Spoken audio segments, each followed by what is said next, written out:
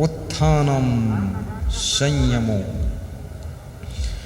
आपका धन भी संयम में हो, फिजूल खर्ची मत कीजिए। शराब पीते हो, इसमें धन भी फिजूल खर्च होता है, समय फिजूल खर्च होता है, स्वास्थ्य खो जाता है, बुद्धि व्यर्थ हो जाती है और साथ साथ में तुम्हारी इज्जत भी चली जाती है। इसलिए ऐसे काम मत करो जिससे आपका जीवन व्यर्थ में जाता है। सज्जनों, याद रखना, बाजार से सामान तो सभी खरीद कर लाते, कोई खरीद सकता है, लेकिन जो व्यक्ति 1000 में होने वाले कार्य को 900 में करके आ जाए, समझ लो मार्केट का मास्टर बन गया है। जो 1000 में होने वाले कार्य को 1500 में करके ले आए, वो मार्केट का फेलियर है। और याद रखना, और जो व्यक्ति लाखों का काम बिना पैसे भी करके मार्केट से आ जाए, अपने विश्वास भरोसे के ऊपर, वो मार्केट का सुपर मास्टर है, सुपर मास्टर है। उत्थानम संयमो, वाणी पर भी संयम हो, अपनी वाणी को भी कंट्रोल रखिए। किसको बोलना ठीक है कि नहीं ठीक है। आज हमारे प्रदेश के मुख्यमंत्री रमन सिंह जी बहुत कम बोलते हैं, और कम बोलते इसीलिए वो 15 साल से मुख्यमंत्री। अगर अधिक बोलते तो निपट जाते अब तक। कहीं ना कहीं बोलने में गलती हो जाती, उपद्रव खड़ा हो जाता है, लेकिन बोलते कम हैं। वे देखते हैं और मुंडी हिलाते हैं, लेकिन करते वही जो उनकी इच्छा होती है। मुस्करा देते कभी कभी हल्का हल्का, ठहाका तो लगाते ही नहीं। जगत गुरु शंकराचार्य का प्रवचन हो रहा था, मैं भी था, तो इतने श्रोता थे, मंत्री, मिनिस्टर, विधायक, मुख्यमंत्री, और इतने साधु संत सन्यासी भगत जगत, और उसमें केवल मैं अकेला था जो ठहाका मार देता था। तो जगत गुरु मुझको देखकर हल्का हल्का मुस्कुराते थे कि ये व्यक्ति कैसे मॉडल का साधु जो ठहाका लगाता है। तो उनको भी खुशी हो जाती थी, और मैं सोचता था ये मंत्री, मिनिस्टर और ये भगत जगत सब ठहाका मार दे तो हमारा शंकराचार्य बूढ़े से फिर से जवान दिखाई देने लगेगा, खुश हो जाएंगे। बहुत से उसमें मंत्री तो तिलमिला रहे थे, उनको इंजेक्शन लगता था, क्यों कोई विषय ऐसा था ही नहीं जिसको उन्होंने छोड़ा हो, भर भर के मारे इंजेक्शन। सब विषयों पर प्रकाश डाला, और मुझे तो उनके अंदर थोड़ा थोड़ा मेरे गुरुदेव का रूप भी दिखाई दिया, कि मैंने कहा मेरे गुरुदेव जैसा ये भी ऐसे ही बोलते हैं जैसा मेरा गुरुदेव प्रवचन देता है। भाइयों बहनों, कोई प्रवचन दे रहा हो तो प्रफुल्ल होकर सुनना चाहिए, वहाँ पर सुस्ती नहीं रखना चाहिए, और जितना संभव हो सके अपने भीतर उस प्रवचन को उतरने दीजिए, और भीतर के कचड़े को बाहर निकलने दीजिए, अपने जीवन को कृतार्थ कर लीजिए। संयमो, मांस, मछली, अंडा, नशा, शराब पर संयम कीजिए, इससे अपने आप को कंट्रोल कीजिए। आपका मन कभी कभी कहता है अंडा खाऊं, और तुम्हारा मन ऐसा है कि वो सब चीजों का टेस्ट लेना चाहता, देखना चाहता इसमें आखिर है क्या। मत लो टेस्ट। बहुत जन्मों में सारे टेस्ट लेकर कष्ट पा चुके हो। तुम मनुष्य हो, शाकाहारी जीवन जियो। ये अंडा खाना कौवा का काम है, ये अंडा खाना बगुलों का काम है, ये मांस मछली खाना ये शेर, बाघ, मगरमच्छों का काम है।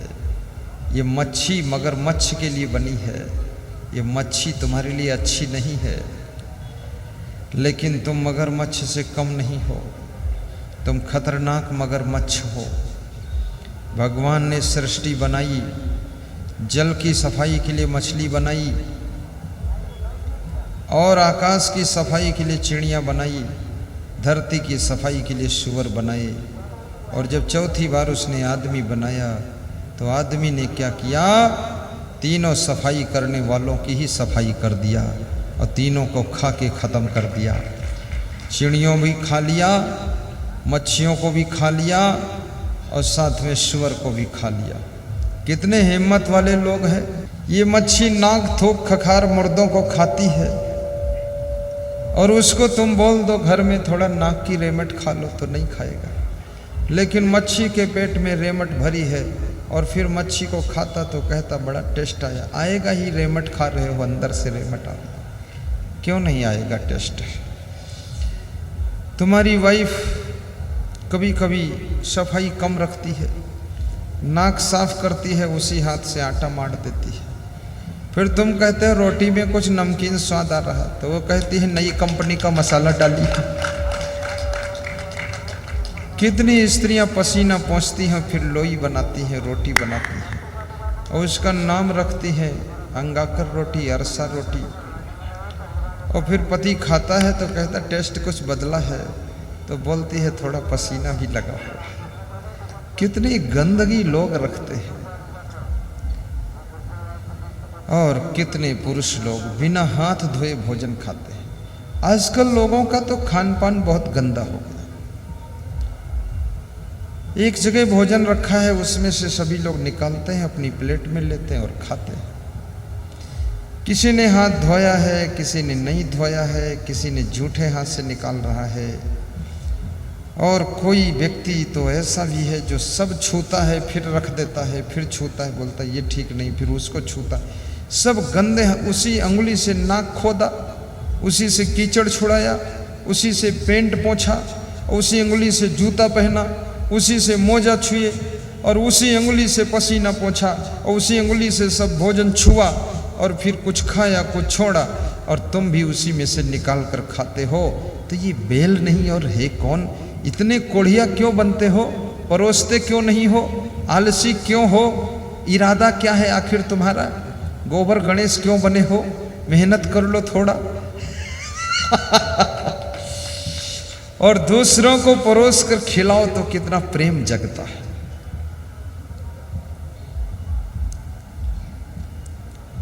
अपने हाथ से निकाल निकाल कर छीछा लेदर मचाते हो, सब भोजन गंदा कर देते हो। फिर अभी तो जहाँ पर बारात होती ना, ये जो क्या बोलते हैं उसको, शादियों में तो वो भोजन बफर वाला चलने लगा। बफर बफेलो माने होता क्या है इंग्लिश में? बफेलो मीन्स भैंस, और बफेलो से बना बफर, तो सब भैंस बनकर खा रहा है। बफेलो माने भैंस, भैंस। अब वहाँ बफर आ गया। अब उसमें सब शीशा लेदर मचा रखी। कोई किसी की पीठ में थाली लगा रहा है, उसमें दाल चू रही। कोई किसी के पेट पे सब्जी चुवा रहा है और कोई आगे निकाल रहा है। कोई उदंड है तो सब में अपना जूठा हाथ लगा रहा है। ये बफर वफर मत करो, निकाल कर दे दो, खिला दो। अगर झुकने में कमर दर्द ज़्यादा होता है परोसने में, तो 50 काउंटर बना दीजिए और वहाँ पर लिख करके लगा दीजिए ये दाल है, यहाँ सब्जी है, यहाँ चावल है, यहाँ पुलाव है। और जिसको लेना आए प्लेट लेकर खड़ा हो, उसको परोस दीजिए दूर से। सफाई शुद्धता रखिए। बफर के चक्कर में, स्टैंडिंग भोजन के चक्कर में मत पड़िए और सेल्फ भोजन मत खिलाइए। आप थोड़ा सेवा कर दीजिए ताकि भोजन में सफाई शुद्धता बनी रहे। इसलिए लोग कहते हैं अरे शादी में गए थे, वहाँ भोजन किया, आकर बीमार हो गए। तो बीमार तो हो गए ही, क्योंकि न जाने कितने लोगों के कीटाणु तुम्हारे भोजन के साथ खा गए तुमने। गंदे लोगों ने छू लिया सब गंदगी और उसको खा कर आए हो। महासमुंद की गंदगी धमतरी वाले खा कर आ गए, वहाँ बीमारी यहाँ आ गई। और धमतरी वालों ने खिला दिया, बालोद वालों को उतान पड़े हुए हैं।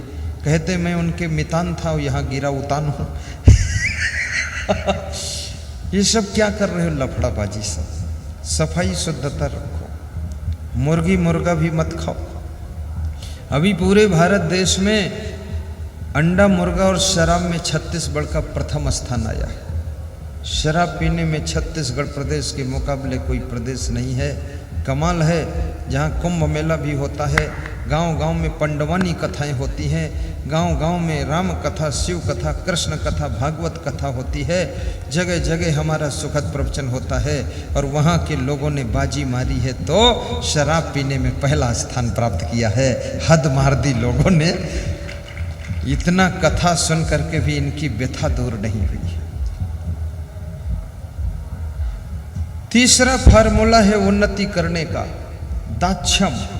दाक्षम किसे कहते हैं? दाक्षम का अर्थ होता है कुशल होना, कुशल का अर्थ पारंगत होना, पारंगत का अर्थ पटु होना, पटु का अर्थ है क्या? पटु का अर्थ है होशियार होना। तुम दक्ष बनो, होशियार बनो। अगर आप में होशियारी नहीं, कुशलता नहीं, पारंगतता नहीं, प्रवीणता नहीं, तो आप उन्नति नहीं कर सकते। और पारंगत किसे कहते हैं इस बात को भी समझ लेना। पारंगत मतलब विशेषज्ञ हो जाना, साधारण शब्द नहीं है पारंगत, विशेषज्ञ। यानी किसी चीज में जब तक तुम विशेषज्ञ नहीं बनोगे, स्पेशलिस्ट नहीं बनोगे, तब तक तुम्हारी उन्नति नहीं होगी, कतई नहीं होगी। विशेषज्ञ बनना पड़ेगा। प्रवचन में अगर विशेषज्ञ हो तो डिमांड तुम्हारी रोज होती रहेगी। और कुनमुन कुनमुन प्रवचन सुनाते हो, सिया राम मैं सब जग जानी, बेचे दूध मिला मैं पानी, रात दिना कर रही बेईमानी, बस हो गया प्रवचन खत्म। और यदि तुम बिल्डिंग बनाने में विशेषज्ञ नहीं हो तो तुमसे कोई बिल्डिंग नहीं बनवाएगा। यदि डॉक्टरी चिकित्सा में विशेषज्ञ नहीं हो, कोई इलाज कराने मरीज नहीं आएगा। और यदि समाज की सेवा करने में विशेषज्ञ नहीं हो तो तुमको जनता का आदमी कोई वोट भी नहीं देगा। और याद रखना मेरे भाइयों बहनों, यदि तुम रसोई बनाने में विशेषज्ञ नहीं हो तो तुम्हारे हाथ का बनाया कोई खाना भी नहीं चाहेगा। लोग कहेंगे अरे इनको हटाओ, सब बिगाड़ देते हैं, सब रोटी जलाते हैं और सब्जी में डबल नमक डालते हैं और दाल कच्ची रखते हैं और चावल में बाद को पानी डालते हैं, वो भी किचपिचाहा होता है। मैं नहीं खाऊंगा इनका बनाया, रिजेक्ट हो जाओगे। हर काम में विशेषज्ञता आनी चाहिए। ड्राइवरी में विशेषज्ञ बनो, पुलिस में नौकरी करो, उसमें भी विशेषज्ञ बनो। आजकल तो मैं जितने लोगों को देखता हूँ हांगकांग में, अंडरग्राउंड ट्रेन में मैं चलता था जब हांगकांग में, अंडरग्राउंड ट्रेन। हमारे यहाँ तो मेट्रो ट्रेन ऊपर ऊपर आती है और हांगकांग में जमीन के अंदर ट्रेन चलती है। और ये भारत देश में भी आवश्यकता है कि राजस्थान, गुजरात, महाराष्ट्र पहाड़ी क्षेत्रों में, चट्टानी क्षेत्रों में धरती के अंदर ट्रेन चला दी जाए ताकि ऊपर की जगह हमारी बच जाए और भीतर ही भीतर काम फाइनल हो जाए। बहुत अच्छी व्यवस्था है। हांगकांग यहाँ के नेताओं को जाना चाहिए, लेकिन हांगकांग जाते हैं वहाँ से हांग तो छोड़ देते हैं, वहाँ से कांग बनकर आ जाते हैं। वहाँ कुछ सीखते नहीं। मलेशिया में मैंने देखा वहाँ फ्री बस सेवा सर्विस चलती है। एक बस फ्री लगी है, दूसरी पीछे लगी, तीसरी 10 बस लगी हुई है, कोई धक्का मुक्की नहीं। तो मैंने कहा टिकट कहाँ मिलेगा? बोले बिना टिकट वाली है ये, बैठो चाहे जहाँ घूमो जाकर। तो हम साधु लोग बैठ लिए वहाँ। हमने कहा चलो 2 घंटे इसी में देखते हैं, सिटी का भी दर्शन हो जाए। बड़ा मुझको अच्छा लगा। आज हम देखते हैं हमारे भारत देश में कहीं भी फ्री बस सेवा सर्विस नहीं है। जिनके पास में बहुत धन है, मंत्री मिनिस्टरों के पास में, राजनेताओं के पास में, बिजनेसमैनों के पास में, मैं उनसे अनुरोध करूंगा आप अपनी सिटी में एक फ्री बस सेवा चला दें ताकि लोग बैठ करके आपका नाम लेंगे कि कम से कम कुछ सेवा तो किया तुमने। फ्री बस सेवा। और मैं उज्जैन में आश्रम बनाने जा रहा हूँ, आज ही बता रहा हूँ। वहाँ फ्री बस सेवा सर्विस चलेगी और मेरी ओर से चलेगी, आश्रम की ओर से चलेगी। स्टेशन से फ्री बस लाएगी, महाकालेश्वर पर उतारेगी, वहाँ से फिर सवारी उठाएगी तो संदीपन के आश्रम पर ले जाएगी, वहाँ से उठाएगी तो मेरे आश्रम लाएगी और मेरे आश्रम से फिर वो संदीपन और महाकालेश्वर होकर स्टेशन पहुँचाएगी। उसकी ड्यूटी 22 घंटे वो बस चलती रहेगी।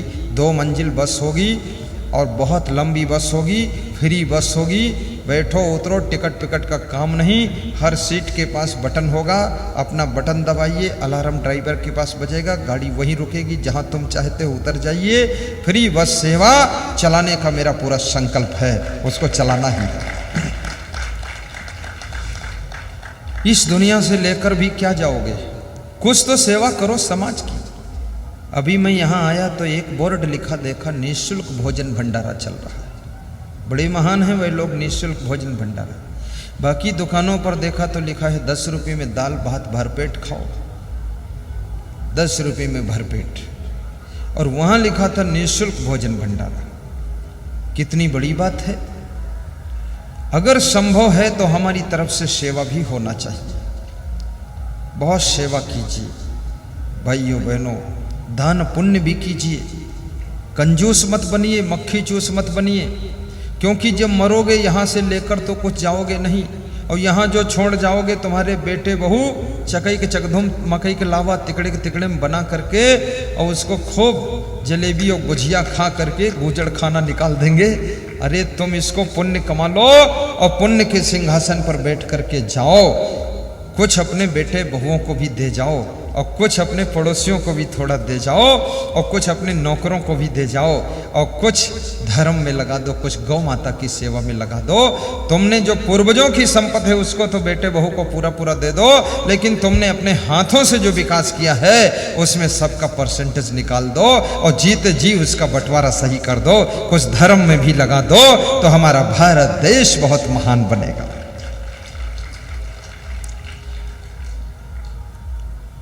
और ऐसे संतों के चरणों में दान कीजिए। अभी मेरे को लोग दान करते हैं तो मेरे संतों ने एक परोपकार फाउंडेशन की रचना किया है, चैरिटी फाउंडेशन परोपकार। ऐसा ट्रस्ट है, रजिस्टर्ड ट्रस्ट है। उस ट्रस्ट में जो दान देता है 80 जी की धारा में छूट मिलती है, 112 धारा में भी छूट मिलती है, आपका टैक्स माफ हो जाता है। और वह दान जो लोग परोपकार फाउंडेशन का हेल्थ कार्ड प्राप्त करते हैं उनको प्राइवेट सेक्टर के ऊंचे ऊंचे अस्पतालों में आधी छूट पर इलाज होता है। बहुत बड़ा काम ये परोपकार फाउंडेशन करता है। इसमें दान देने वालों की भी बलिहारी है कि डोनर लोगों ने जो इतना दान दिया, जो ये परोपकार फाउंडेशन आपके 1 लाख के ऑपरेशन को 50,000 में कराएगा, 50,000 परोपकार फाउंडेशन देगा और 50,000 तुम पेमेंट करोगे, आपका आधा बचत होगी। इस परोपकार फाउंडेशन चैरिटी ट्रस्ट में सदस्य बनने के लिए कार्यालय में संपर्क करेंगे। वहाँ से 350 रुपये में इसकी सदस्यता है। 1 साल अवधि है परोपकार हेल्थ कार्ड की। परोपकार निरोग सेंटर के बोर्ड लगे होंगे अस्पतालों में, वहाँ जाओगे। 2000 हॉस्पिटल परोपकार ट्रस्ट से कांटेक्ट हो रहे हैं और वो सेवा करेंगे। आप कहीं भी हिंदुस्तान में ट्रीटमेंट कराओगे, वो कार्ड लेकर पहुंचोगे, आधी छूट आपको मिलेगी। 350 रुपये में इतना बड़ा फायदा। केवल 1 लाख लोगों के कार्ड बनेंगे, उससे ज़्यादा फिर बैन लगेगा। इसलिए अभी चांस है, करीब करीब हजारों लोगों के बन चुके हैं। अभी 6 दिनों से ये चालू हुआ है, 6 दिनों से स्टार्टिंग है इसकी। बहुत बड़ा है मामला है ये और फ़ायदा भी उठा लिया है। 200-400 लोगों ने जा करके रायपुर में इलाज करा के। एक सज्जन बोल रहे थे डेंटल क्लिनिक में जब पहले जाते थे तो फीस 600 रुपया बनाता था वो, अब की बार गए तो उसने केवल 200 रुपया लिया, कार्ड दिखा दिया। कार्ड तो 350 में बना और फ़ायदा तुरंत 400 का हो गया। बोले दांत में दर्द तो हमेशा होती रहती है, अब मैं फ़ायदा उठाते ही रहूँगा वहाँ। ये बहुत फायदे की चीज़ है। छत्तीसगढ़ का जो सबसे बड़ा और सबसे सुंदर दांत का अस्पताल है छत्तीसगढ़ डेंटल केयर सेंटर, वहाँ पर आप जाइए, 50% छूट पर दांत का इलाज कराइए, गले का इलाज कराइए, आँख का इलाज कराइए। वो वही सब होता, आँख कान दांत गला। बहुत बड़ा ये परोपकार। तो इस तरह से भी सेवा करना चाहिए। हमारा धर्म हो सेवा, हमारा कर्म हो सेवा, सदा सत्संगियों में मिल हमें सेवक बना जाना। मैं श्रोताओं को धन्यवाद देता हूँ और 2-3 फार्मूले और बचे अमीर बनने को भी बता देता हूँ। दाक्षम अप्रमादो। अप्रमादो का अर्थ होता है जो कतई लापरवाही नहीं बरतता है, अलर्ट रहता है। ये नहीं कहता देख लेंगे हो जाएगा, क्या फर्क पड़ता है, अभी बहुत टाइम है, ये है वो है। टाल मटोली स्वभाव नहीं है, जो कहता है तुरंत करो, इमीडिएट वर्क फाइंड। तो ऐसा जिसका मेरे पास कोई काम आता मैं तुरंत करता हूं, तुरंत, 1 मिनट लेट नहीं करता, फटाफट। इसलिए उन्नति हुई। ये लोबड़ झोबड़ काम कल करूंगा, शाम को देख लूंगा, ये है वो है, ऐसे नहीं करना है, तुरंत करो। अप्रमादो, लापरवाही नहीं, आलस्य नहीं। जिसके पास लापरवाही नहीं है, आलस्य नहीं है, विदुर जी कहते हैं वो एक दिन अमीर जरूर बनेगा, वो गरीब कभी नहीं रहेगा। इसको छोड़िए। फिर 5वीं चीज आती है भाइयों बहनों, धृति। जिसके पास में धैर्य है, धीरज है, घबराता नहीं है। उसके साथी भी साथ छोड़कर चल दिए, कोई बात नहीं, फिर भी घबराता नहीं है। धीरू भाई अंबानी जिनके साथ में बिजनेस करते थे, उसने बीच में उनका साथ छोड़ दिया।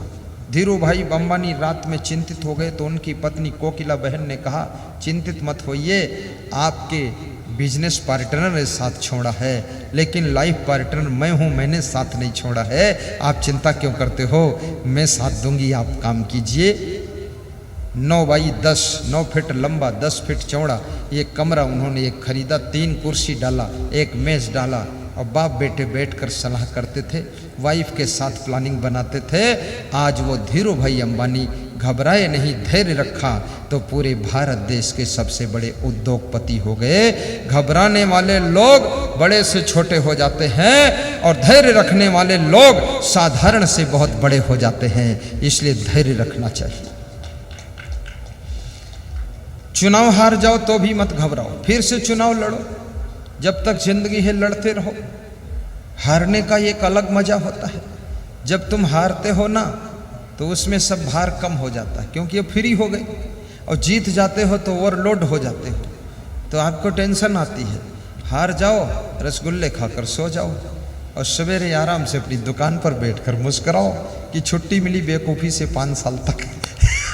और जीत जाओ तो समझ लो कि 5 साल बेवकूफ़ी में फंसा हूँ, संभल के रहना है, कहीं बेवकूफ़ खुद न बन जाऊँ। और है क्या संसार में।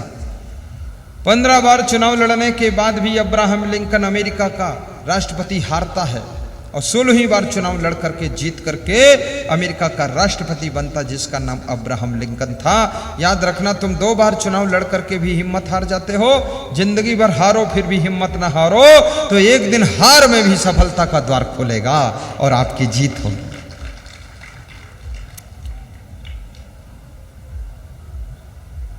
धैर्य और अस्मृति। जिसका स्मरण तेज है, याद शक्ति अच्छी है, वह व्यक्ति अमीर बनता है। और जिसको सब भूल जाता है, किसी को बुलाता है फिर कहता हम भूल गए जो कहना था, तो भूल ही गए तो बात खत्म हो गई ना।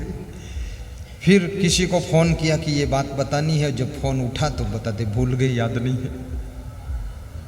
बाजार में सामान खरीदने गए, भूल गए क्या लाना है, फिर वापस लौट के आ गए। स्मृति यानी आपकी मेमोरी स्ट्रांग होनी चाहिए। और मेमोरी कैसे स्ट्रांग होगी, इसके लिए आपको टेंशन मुक्त होना पड़ेगा, इसके लिए स्वस्थ होना पड़ेगा। और इसके लिए याद रखना मेरे भाइयों बहनों, इसके लिए आपको मस्त भी होना पड़ेगा, तंदुरुस्त भी होना पड़ेगा। और मेमोरी को अगर बढ़ाना चाहते हो थोड़ा कम खाना पड़ेगा और गहरी नींद भी सोना पड़ेगा। और मेमोरी को बढ़ाना चाहते हो तो आपको मेहनत भी करना पड़ेगा, तब आपकी मेमोरी स्ट्रांग होगी। और खुली हवा में लंबी सांस लेना पड़ेगा। ऐसे सांस लो। तुम कभी सांस कहाँ लेते हो, ऐसे नाक पुन्न पुन्न करते रहते हो, ये इससे काम नहीं चलेगा। रामदेव कपाल भाती सिखाते। ये रामदेव बाबा का जो इतना विकास हुआ, ये क्यों हुआ? अभी तक रामदेव डाउन हो जाते हैं। क्यों नहीं डाउन हुए? क्योंकि रामदेव बाबा इतना मेहनत करते हैं, इतना कूदते हैं, उछलते हैं, इतनी छलांगे मारते हैं, इतना योगा करते हैं, इतना व्यायाम करते हैं, इतनी कपाल भाती करते हैं, ये सब करते हैं। इसलिए बाबा कभी बीमार ही नहीं होता है और बाबा के दिमाग में ऑक्सीजन खूब पहुंचती है, इसलिए बाबा की मेमोरी स्ट्रांग है। इसलिए बाबा गजब कर रहा विकास में। और कितने लोग बाबा से ईर्ष्या बहुत करते हैं, कहते बाबा लोगों को क्या जरूरत है ये सब दुकान खोलना, ये करना। बाबा लोग अगर दवाई तो सब बाबाओं ने ही बनाई है, च्यवनप्राश च्यवन ऋषि ने खोजा था, पतंजलि ने योग की खोज किया, पतंजलि ने आयुर्वेद की खोज किया। ये सोचिए बाबा लोगों ने ही तो किया है। और बाबा क्या उसका नाम जो निठल्ला बैठा रहे? क्या बाबा वो है जो कुड़िया बैठा रहे? क्या बाबा वो है जो काबा में पड़ा रहे? क्या बाबा वो है जो ढाबा में बैठा रहे? क्या बाबा वो है जो कुछ काम ना करे? अरे बाबा वो है जो दुनिया से ज्यादा काम करे और दुनिया को भी आराम दे, उसका नाम बाबा है। आज बाबा रामदेव ने सोए हुए योगा को जगा दिया और बाबा रामदेव ने आयुर्वेदिक सुंदर सुंदर औषधियां भी बना दी और बाबा रामदेव ने लोगों को व्यायाम करना सिखा दिया और बाबा रामदेव ने बाबा लोगों को भी कुछ करना सिखा दिया कि बाबा हो तो ये भी कर सकते हो। बाबा रामदेव कोई साधारण नहीं है। बाबा रामदेव को मेरी व्यास गादी धन्यवाद दे रही है कि बाबा रामदेव तुमने बहुत बड़ा काम कर दिया है। और मैं तो निवेदन करता हूं कि आपको भी बड़ा काम करना चाहिए। तो स्मृति, आप मेहनत करोगे, व्यायाम करोगे, दौड़ करोगे तो आपका दिमाग भी बढ़ेगा। बैठे रहोगे दिमाग शून्य हो जाएगा। और यदि तुम चाहे समीक्षा समारंभ हो। और छठी चीज है, सोच विचार कर जो कार्य का आरंभ करता है वो एक दिन अमीर जरूर बनता है। जोश खरोश में कार्य मत कीजिए, सोच विचार करके कार्य कीजिए, विवेक से कार्य कीजिए, संभल कर कार्य कीजिए, उल्टा पलटा कार्य मत कीजिए, जल्दबाजी में कार्य मत कीजिए, किसी को देख करके खुद वो कार्य मत कीजिए। आप अपनी योग्यता और जरूरत को समझकर कार्य कीजिए। किसी को देख लिया इनके द्वार पर कार है, तुम भी कार ले आए तो तुम्हारी कार भी बेकार हो जाएगी, तुम भी बेकार हो जाओगे। वो कार नहीं, वो तुम्हारा अहंकार खड़ी है। मेरे पास एक बहुत बड़ा डॉक्टर आया, MBBS doctor, heart specialist doctor, additional CMO, और मेरे से बोला कि पिताजी ने हमको बहुत परेशान कर दिया। तो मैंने कहा क्या हुआ? अरे बोले आज सुबह सुबह आ गए, बोले 5 लाख लाओ। तो मैं कहाँ से दूँ? तो मैंने कहा किस लिए मांगा? तो बोले मैं बोलेरो लाऊंगा। तो मैंने पिताजी से पूछा कि बोलेरो लाकर कहाँ जाओगे? बोले जाऊँ ना जाऊँ, द्वार पर खड़ी रहेगी, क्योंकि पड़ोसी के द्वार पर बोलेरो खड़ी होती, मेरे द्वार पर खड़ी होगी। तो मैंने कहा द्वार पर खड़ी होने की भी जगह नहीं है। बेटे ने कहा, तो बोले जगह हो ना हो खड़ी रहेगी, सड़क पर खड़ी रहेगी। बोले ऐसे पिताजी जिद्दी, बोले अगर दोगे नहीं पैसे तो मैं सड़क पर बेइज्जती कर दूंगा तुम्हारी। अरे बोले मैं एडिशनल डिप्टी CM और तू CMO हूँ और तुम बेइज्जती सड़क पर कैसे करोगे? बोले चिल्लाऊंगा जा करके, मेरा बेटा बेईमान है। तो बोले कि अरे इतना, मेरा प्राइवेट हॉस्पिटल जिसमें 200 मरीज रोज आते हैं और गुरुदेव मैं भी डॉक्टर, मेरी वाइफ भी डॉक्टर, और 5 लाख एकदम मांग लिया। तो मैंने कहा पिताजी चलो ठीक है, झिकझिक खत्म करो, ले जाओ। बोले बोलेरो ले आए। अब उनको ड्राइवर नहीं मिलता है तो मेरी गाड़ी का ड्राइवर बुला ले जाते हैं। अब मुझको कहीं जाना होता मैं पैदल हो जाता हूँ, और कुछ कह दूँ तो कहते बेइज्जती कर दूंगा। ये किस मॉडल का बाप है? ये पुराने जन्म का सांप है। ये क्या कर रहा लफड़ा खाम खा का फालतू। अब इस तरह के लोग बिना सोच विचार कर काम करते हैं। सड़क पर गाड़ी खड़ी, घर में खड़ी करने की जगह नहीं, जाना कहीं है नहीं, रिटायरमेंट हो चुका है, फालतू 7 लाख रुपए फंसाया है। सड़क पर कोई बैलगाड़ी टकराता तो गाड़ी कूच गई, वो टेंशन है। और कहीं जिसको महीने में 2 बार ही कहीं जाना है उसे गाड़ी किराए से ले लेना चाहिए, और जिसको रोज 24 घंटे जाना है उसको अपनी खरीद लेना चाहिए, और जिसको गाड़ी से आमदनी हो रही है उसको 10 गाड़ी खरीद कर किराए से चला देना चाहिए, और जिसको गाड़ी की किसी तरह ज़रूरत नहीं है उसको बिना गाड़ी के ही आनंद मना लेना चाहिए, फालतू टेंशन नहीं लेना चाहिए। समीक्षा समारंभ विद्धि मूलम भवस्यतु। विदुर जी कहते हैं कि राजन, जो सोच विचार कर कार्य करता है वह व्यक्ति उन्नति करता है, उत्थान करता है और गरीब नहीं रहता है, और वो अमीर एक दिन बनता है। आपके अंदर ये 6 बातें विकसित हों, ऐसी मैं शुभकामना करता हूँ। कौन सा प्रसंग था, क्या बता सकते हो? मैं 3 प्रश्न करने वाला था, कबीर, कृष्ण और विदुर। तो विदुर का ही हुआ, कबीर का अंदर आ गया, कृष्ण का भी नाम आ गया। अब क्या चाहिए? तीनों हो गया, निपट गए। अब कल कुछ नया बताएंगे। घुटनों पे हाथ रख लीजिए, अंगुली पहली और अंगूठा जोड़ लीजिए ध्यान मुद्रा में। बहुत अच्छी व्यवस्था है, बहुत अच्छी आस्था है, बहुत अच्छे रास्ता है। और नाश्ता है कि नहीं है कुछ ठिकाना नहीं है। कहीं नाश्ता ना मिले तो साधना सौरज के घर नाश्ता करेंगे, युधिष्ठिर के घर पूड़ी खा लेंगे, तनु मिश्रा के यहाँ तनिक खा लेंगे, रामचरण के गुलगुल खा लेंगे, हमारे लखनलाल साहू गुरुपंच पलारी के क्या श्रद्धा है। अभी सुबह भी मेरे प्रवचन में थे, धमतरी के पास बालोद जिले में प्रवचन चल रहा था। 10 बजे से 1 बजे प्रवचन करके वहां से फिर झपट के यहाँ आया और यहाँ से मुख्य मंच पर झपट के चल रहा है, लपट झपट। और गंगा आरती में भी लोग ले जरूर जाएंगे, मुझको ले जाएंगे कि मान जाएंगे, जाना पड़ेगा। क्या बात पड़ेगा। सर्वे भवन्तु सुखिनः, सर्वे सन्तु निरामया, सर्वे भद्राणि पश्यन्तु, मा कश्चित् दुःखभाग् भवेत्। सुखी बसे संसार सब, दुखिया रहे न को। ऐसी मेरी भावना पूर्ण करो प्रभु सो।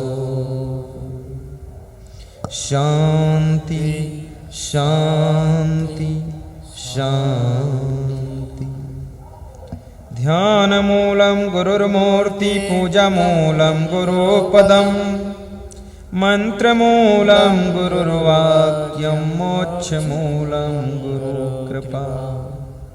शांति शांति शांति। धन्य हो।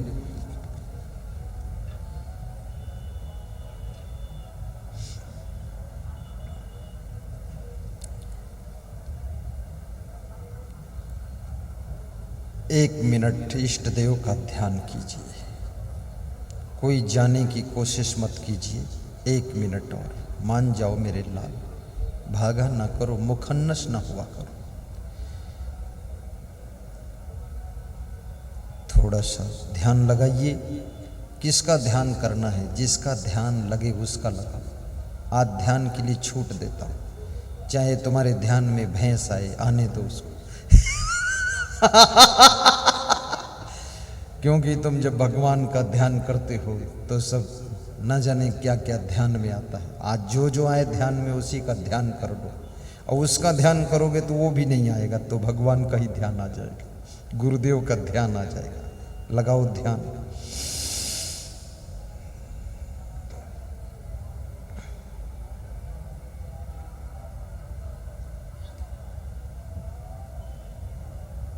दोनों हाथ स्पर्श करके कोमल अंगुलियां मुखमंडल पर स्पर्श करें। हाथ जोड़कर बोलिए जय श्री राम। जय श्री राम। जय कबीर। जय कबीर। जय क्षमादेव। जय क्षमादेव। जय गुरुमनदेव। जय गुरुमनदेव। राजीव लोचन भगवान की जय। कुलेश्वर महादेव की जय। लोमस ऋषि की जय। त्रिवेणी संगम की जय। राजिम कुंभ की जय। सब माताओं बहनों की जय। बहुत बहुत धन्यवाद। आप मेरे हाथ में एक पुस्तक देख रहे हैं। इस पुस्तक का नाम है परोपकार निरोग सेंटर। और ये क्या है? ये बहुत बड़ा ब्रोशर है। जैसे आप किसी शोरूम में जाते हैं ना गाड़ी के, उसमें जो मिलता है ऐसा है। लेकिन ये क्या चीज़ है? बड़ी विचित्र चीज़ है। मैं भी इसको पहली बार देख रहा हूँ। ये मेरे हाथ में फर्स्ट बार आया है।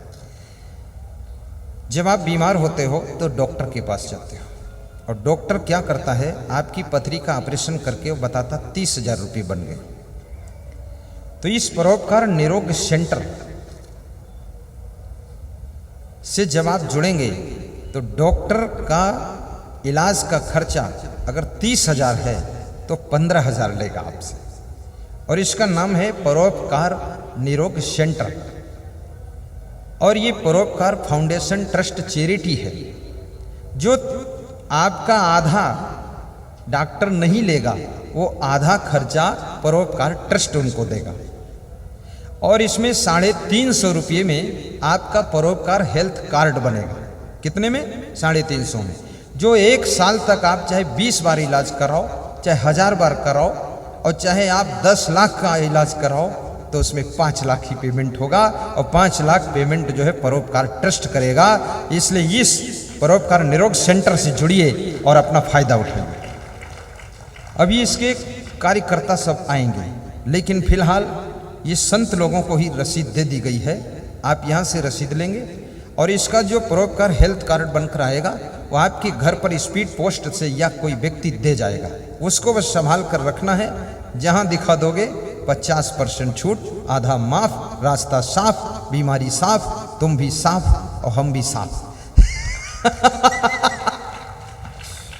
ये बहुत अच्छा है, एक ही मिला है मुझे, इसलिए आपको दूंगा नहीं। दूसरी बात एक और, कबीर कुंभ मेला रायपुर में 1 साल के अंतर्गत ही होगा और उस कबीर कुंभ मेला में 1 लाख श्रद्धालुओं को भोजन भंडारे का इंतजाम होगा। अधिक से अधिक श्रद्धालुओं के प्रवचन सुनने का प्रबंध होगा। पूरे छत्तीसगढ़ के साथ साथ देश विदेश से भी उसमें भक्त मंडल आएगा। उनकी सेवा सत्कार सम्मान के लिए हम सब छत्तीसगढ़ वासियों की जिम्मेदारी है। इसलिए सब लोग खुल करके उसमें इस कबीर कुंभ कार्यालय पर जा करके अपने दान दें और सम्मान प्रमाण पत्र लें और साथ साथ में अपने जीवन को धन्य बनाएं। जोर से ताली बजाइए। तीसरी बात, आज मुझे सूचना मिली है मुख्य मंच पर जगत गुरु भी आने वाले हैं, मुख्यमंत्री भी आने वाले हैं, और ये भी सूचना मिली मैं भी आने वाला हूँ। तो मैं भी पहुँचूँगा, आप भी पहुँच जाना।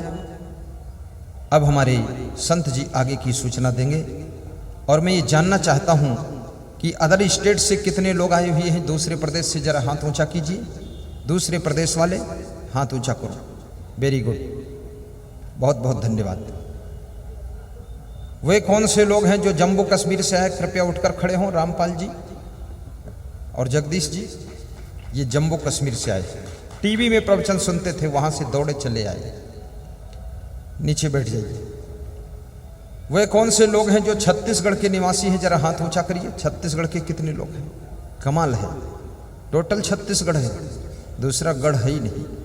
पूरे भारत देश में बहुत बहुत भाइयों बहनों प्रदेश हैं, लेकिन गढ़ कोई नहीं है। गढ़ है तो केवल छत्तीसगढ़ है। और मैं कहूँगा कल एक एक श्रोता 10-10 श्रोता को लेकर आना और प्रेम से सत्संग सुनना। अपने वाइफ को भी लाना, बच्चों को भी लाना, क्योंकि भाइयों बहनों एक बात पक्की है, अगर वाइफ प्रवचन नहीं सुनेगी तो तुम्हारी लाइफ बिगड़ जाएगी। हस्बैंड प्रवचन नहीं सुनेगा तो वाइफ की हंसी चली जाएगी, और यदि बेटा प्रवचन नहीं सुनेगा तो दारू में चला जाएगा, और बेटी प्रवचन नहीं सुनेगी तो आकाश में उड़ जाएगी, और बहू प्रवचन नहीं सुनेगी तो बेडरूम में ही पड़ी रहेगी, सोती रहेगी, उठेगी ही नहीं। और सारे लोग प्रवचन सुनेंगे तो आपका घर स्वर्ग बन जाएगा, आपकी जिंदगी धन्य हो जाएगी। अपने आप को बदलना। आरती आपके सामने आ चुकी है, कृपया आरती की थाल लीजिए, आरती का पुण्य प्राप्त कीजिए, भाव से आरती कीजिए। उसके बाद जिनके पास आरती नहीं पहुंच रही है वह लोग कृपया आगे बढ़कर इधर आ जाएंगे और आरती में शामिल हो जाएंगे, और साथ में आरती का दर्शन आपको कराया जाएगा। आरती की थाल सामने आए तो ऐसे हाथ करके सिर पे लगा लेना, मस्तक पे, और आरती की थाल में भेंट चढ़ा देना, तो वो भेंट आपकी गौशाला में जाएगी। अभनपुर के पास सोनपैरी में 100 बूढ़ी लंगड़ी गायें हमारे यहाँ रहती हैं, 110 उनकी सेवा होती है। हर प्रोग्राम में मैं 11,000 गौशाला में दान देता हूँ। आप भी 11,000 नहीं, लेकिन 10-50 रुपये गौ सेवा के लिए आरती की थाल में अर्पित करना। और यहाँ पर जो मुझे दान देते हो वो दान आपके कल्याण के लिए मैं अर्पित कर देता हूँ। टीवी चैनल में भेजकर आपके घर घर में टीवी में प्रवचन दिलाता हूँ। बहुत बहुत धन्यवाद। अपने अपने हाथ जोड़कर खड़े हो जाएं अपनी अपनी जगह पर और आरती का पुण्य प्राप्त करें। आपका जीवन मंगलमय होगा। और हमारे श्रीमती सोनई बाई साहू परमार्थ हेतु इन्होंने नयापारा राजिम की निवासी हैं, महान हैं, इनको धन्यवाद देता हूँ। 1100 रुपया लक्ष्मी दान गौ सेवा के लिए, 1100 विकलांग सेवा के लिए, 1100 रुपया सामूहिक शादी विवाह के लिए, 600 और 50 1100 रुपये असंग साहेब की सेवा के लिए, टोटल 4400 रुपया जमा किया है। धन्य है ये माता जी, इसके लिए ताली बजा दो और अपना सम्मान प्रमाण पत्र ले लो। तेरे पति इंद्र कुमार साहू भी धन्य है, आज इन्होंने बहुत मेरी सेवा के लिए भी दिया है कि गुरुवर तुम इतना प्रवचन सुनाते हो, कपड़ा पहनोगे तो खरीदना पड़ेगा, साबुन लेना पड़ेगा, आइए अपना सम्मान प्रमाण पत्र लीजिए। 4400 रुपये इस माता जी ने दान दिया है। जहाँ पर हो ये माता जी आ सकती है, ऊपर अपना सम्मान ले सकती है और बाद को आ जाए, आरती कर लो तब आ जाना, ताली बजा कर आरती करना और उधर से इधर अंदर आ जाना और धूमधाम से आरती करना और मुस्करा करके करना और आरती करते करते आ माने आइए और रति माने प्रेम से लीन हो जाइए। आइए और गुरु चरणों में लीन हो जाइए, इसी का नाम आरती है। गाइए, बोलो सदगुरु भगवान की।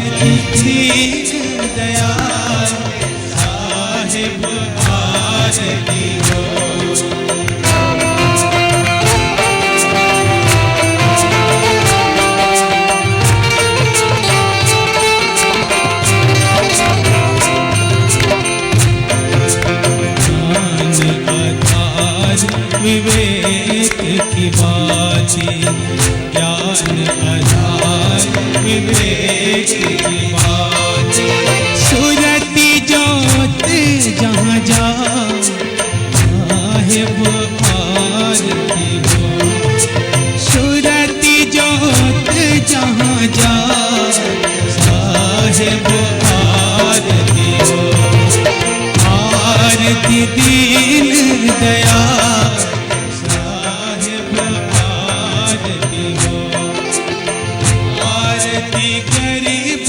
निवास साहिब आरती हो।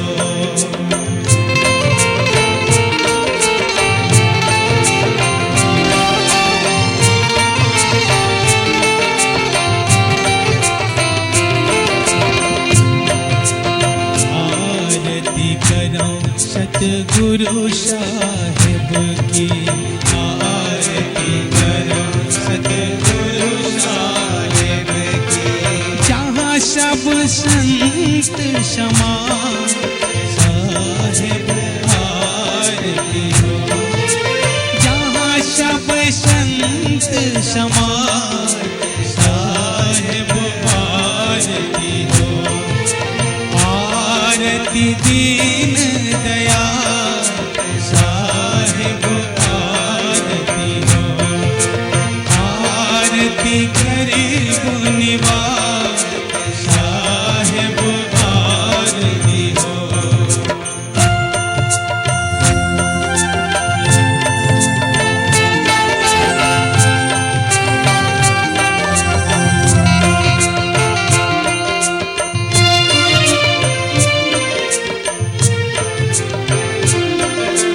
तरस परस गुरु चरण शरण भयो, तरस परस गुरु चरण शरण, टूटी गयो यम की जा साहिब आरती, टूटी गयो यम की जा साहिब आरती हो, आरती गरीब निवास साहिब आरती हो, आरती दीन दया साहिब आरती हो।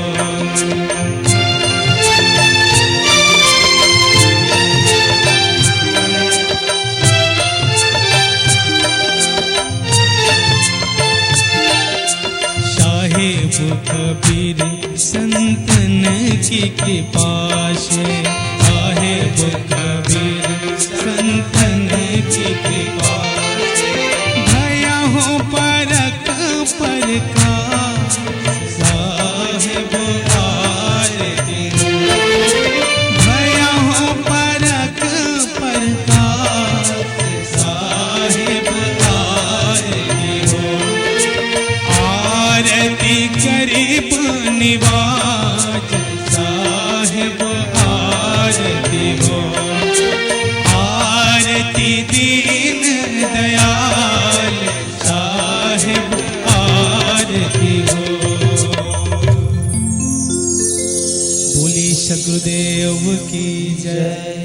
अब सभी लोग अपने अपने नीचे आरती रखकर जहां आप लोग बैठे थे वहीं पर बैठ जाएं और गुरुदेव जी को 3 बार साहेब बंदगी बोलकर आशीर्वाद प्राप्त करें। सब लोग बैठ जाएं, अंजलि बांध लें। साहेब बंदगी, साहेब बंदगी, साहेब बंदगी। बोलिए सद्गुरुदेव की जय, सद्गुरु संग देव की जय। अभी आप और हम सब लोग गुरुदेव जी के अमृतवाणी का भाव श्रद्धा के साथ में लाभ ले रहे थे। तो जो गुरुदेव जी आप लोगों को परोपकार फाउंडेशन के बारे में बता रहे थे, उसके बारे में मैं थोड़ा और बताना चाहता हूं आप लोगों को। वैसे पूरा डिटेल इसमें लगा हुआ है, सारा कुछ आप लोग पढ़ सकते हैं। तो जो ये परोपकार फाउंडेशन का जो हॉस्पिटल सेवा है वो बहुत बड़ी सेवा है। उसमें आप सभी लोग बड़े डॉक्टरों के द्वारा और निःशुल्क ओपीडी भी आप लोगों को मिलेगी और भी बहुत सारे फ़ायदे हैं जो आप लोगों को इसमें पढ़ने को मिलेगा।